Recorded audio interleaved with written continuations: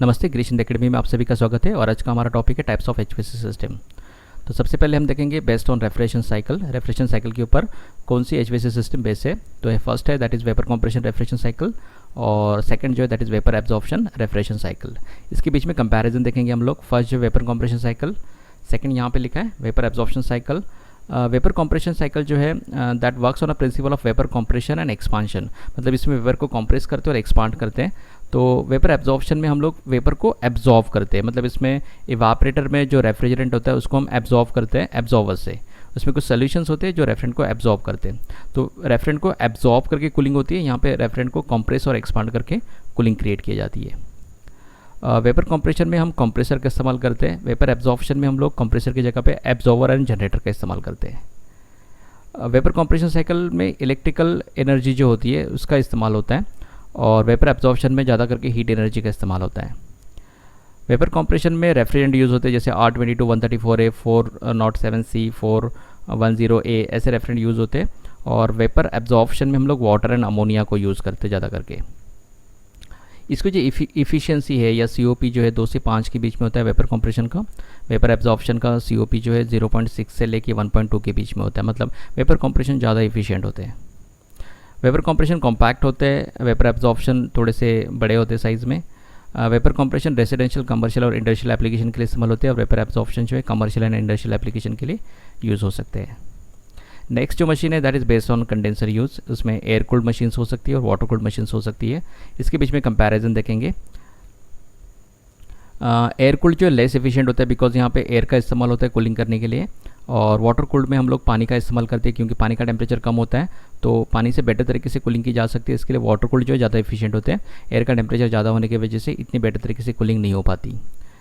Air cooled condenser easy होते हैं install करने के लिए क्योंकि इसमें ज़्यादा कंपोनेंट नहीं होते हैं। वाटर कूल्ड में जो है कूलिंग टॉवर पंप्स वगैरह लगते हैं, इसके लिए इसका इंस्टॉलेशन थोड़ा सा टाइम कंज्यूमिंग हो सकता है।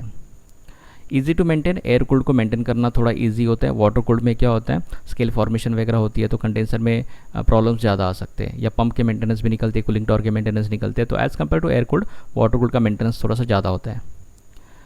एयर कूल्ड सस्ते होते हैं और वाटर कूल्ड एक्सपेंसिव होते हैं क्योंकि कूलिंग टॉवर वगैरह उसमें एडिशनल पार्ट आ गए, पंप्स आ गए, इसके लिए वाटर कूल्ड जो एक्सपेंसिव होते हैं। एयर कूल्ड नॉइजी होते हैं बिकॉज ऑफ द फैन, और वाटर कूल्ड जो है जो क्वाइट होते हैं। नेक्स्ट मशीन जो है बेस्ड ऑन रेफ्रिजरेशन या रेफ्रिजरेंट फ्लो। इसमें कांस्टेंट रेफ्रिजरेंट फ्लो है और वेरिएबल रेफ्रिजरेंट फ्लो है। कंपैरिजन देखेंगे। कांस्टेंट रेफ्रिजरेंट फ्लो में जो रेफ्रिजरेंट का फ्लो होगा, लोड कितना भी हो रेफ्रिजरेंट का फ्लो कांस्टेंट रहेगा। लोड ज़्यादा होगा तभी भी, कूलिंग लोड ज़्यादा होगा तभी भी रेफ्रिजरेंट का फ्लो सेम रहेगा, कम रहेगा तभी भी रेफ्रिजरेंट का फ्लो सेम रहेगा।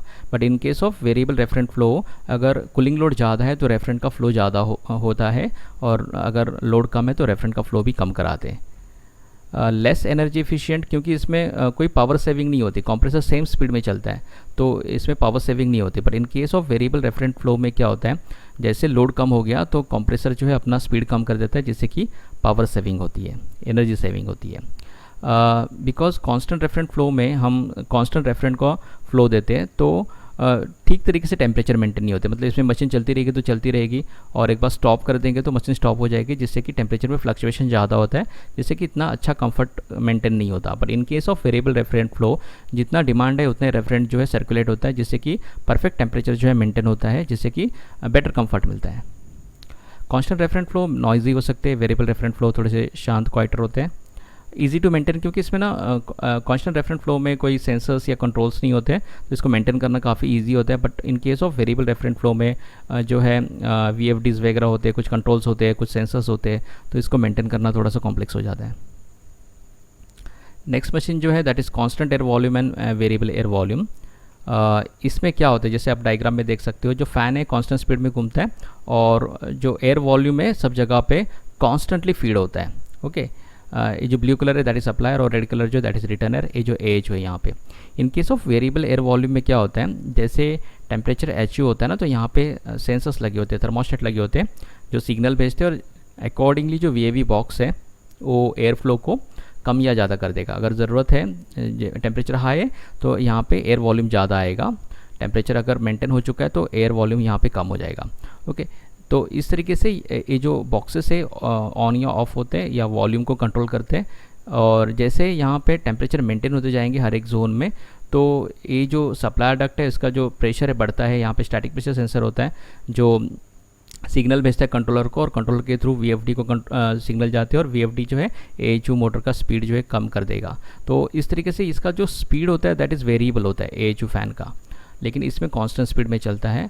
तो आगे जाके हम कंपैरिजन देखेंगे दोनों के बीच में क्या होता है। एक होता है कांस्टेंट एयर वॉल्यूम और दूसरा होता है variable air volume. Air volume remain constant, जैसे मैंने बताया कि कांस्टेंट एयर वॉल्यूम में सेम क्वांटिटी ऑफ एयर जो है डिलीवर होगी, लेकिन वेरिएबल एयर वॉल्यूम में जैसे डिमांड होगी उसके हिसाब से हवा को डिस्ट्रीब्यूट किया जाएगा।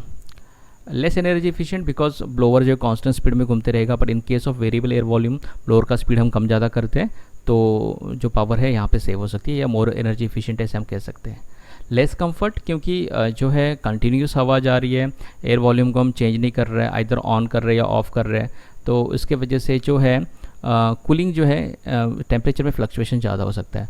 बट वीएवी में क्या होता है, जितनी ज़रूरत है उतनी हवा जाती है, उसके वजह से टेम्परेचर बेटर तरीके से कंट्रोल होते हैं, इसके लिए कंफर्ट अच्छा होता है वहाँ पे। कांस्टेंट एयर वॉल्यूम जो है इसमें नॉइज़ होता है, वेरिएबल एयर वॉल्यूम जो है क्वाइटर होते हैं। इजी टू मेंटेन क्योंकि इसमें कोई कंट्रोल्स नहीं है, कोई सिग्नल्स सेंसर्स नहीं है, इसके वजह से इसको मेंटेन करना थोड़ा सा कांस्टेंट एयर वॉल्यूम को इजी होता है। वेरिएबल एयर वॉल्यूम में कुछ कंट्रोल्स आते हैं, सेंसर्स आते हैं, इसकी वजह से ये थोड़े से कॉम्प्लेक्स हो जाते हैं मेंटेन करने के लिए। Thank you very much.